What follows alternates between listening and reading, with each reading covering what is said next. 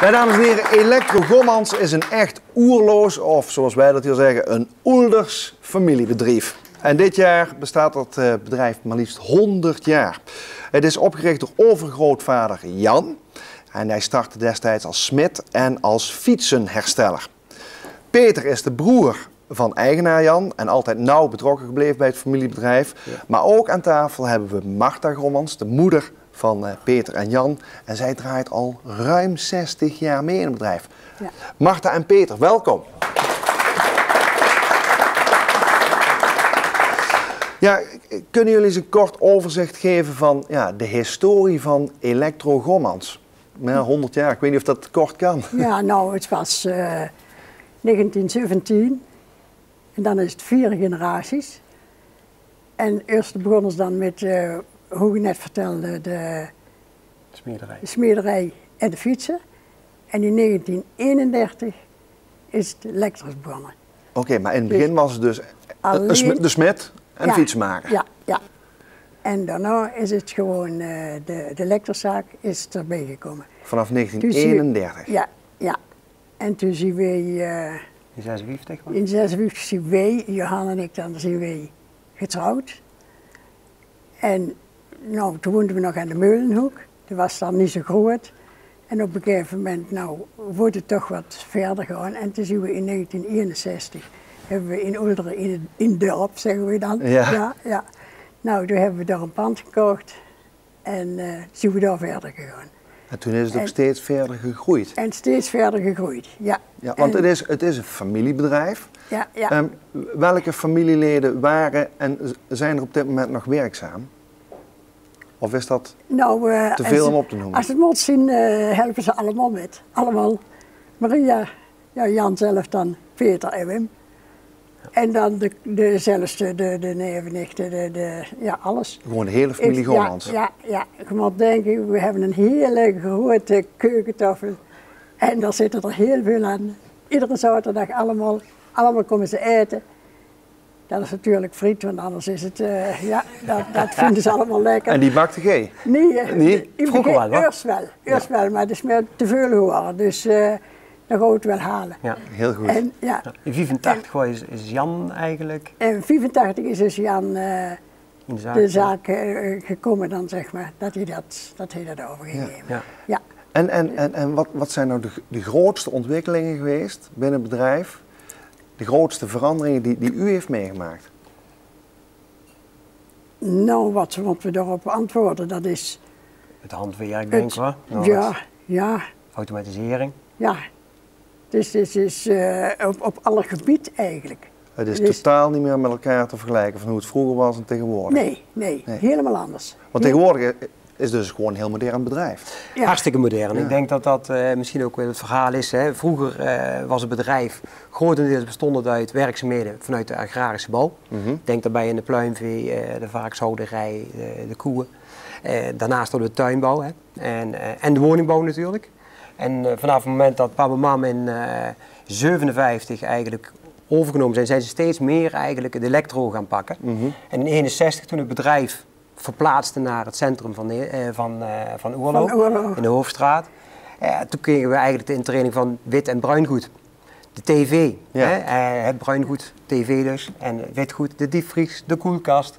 En dat was toen op dat moment eigenlijk de stappen die we maakten. En ik denk het wel dat vanaf dat Jan eigenlijk erbij is gekomen, hè, mam? Ja. En toen kwam die versnelling erin. Ja. En toen was het eigenlijk ook zo dat je eigenlijk ook een verandering zag van de werkzaamheden die we verrichten. Eerst was het dus inderdaad de agrarische bouw, woningbouw.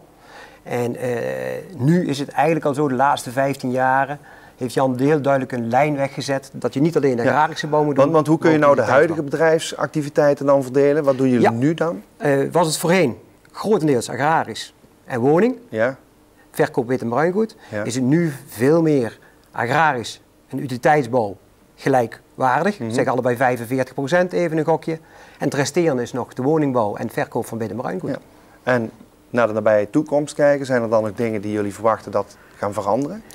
Ja, wat vooral veranderd is, ik denk dat dat wel een stukje het verhaal is waar Jan eigenlijk op insteekt. Van, nou ja, wat zijn de behoeften van de klant? Hè? het is niet zo dat je zelf de beweging kunt maken. En ik denk ook dat dat een sterk punt is van het bedrijf.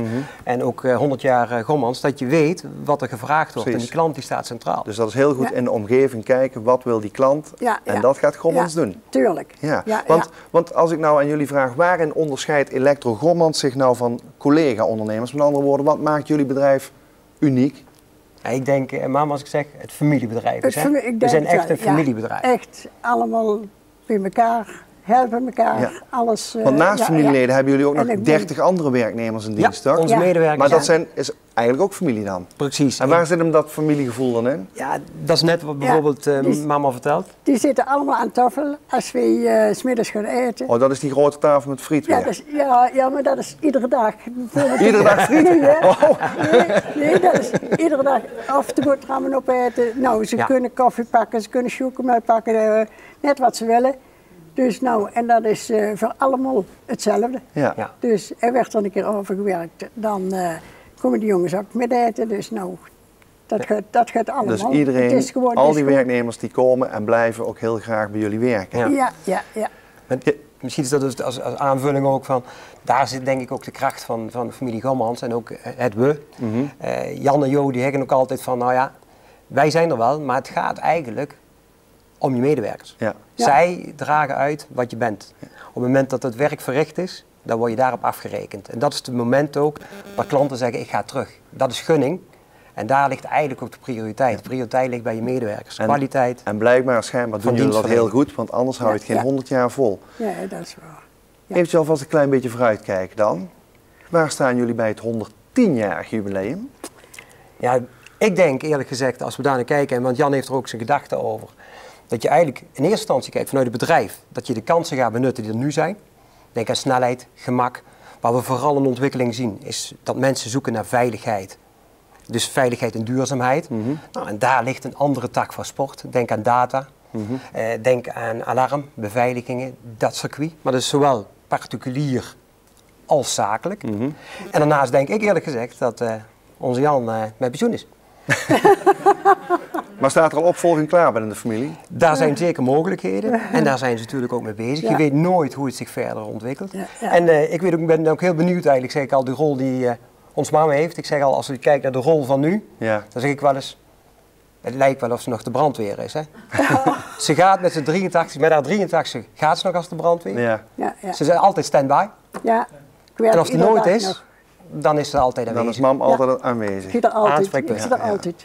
Hey, even los van die toekomst, laten we vooral nu gaan genieten van dat 100-jarig jubileum. En dank jullie wel voor het hele leuke gesprek. Ja, graag gedaan. Dank je wel.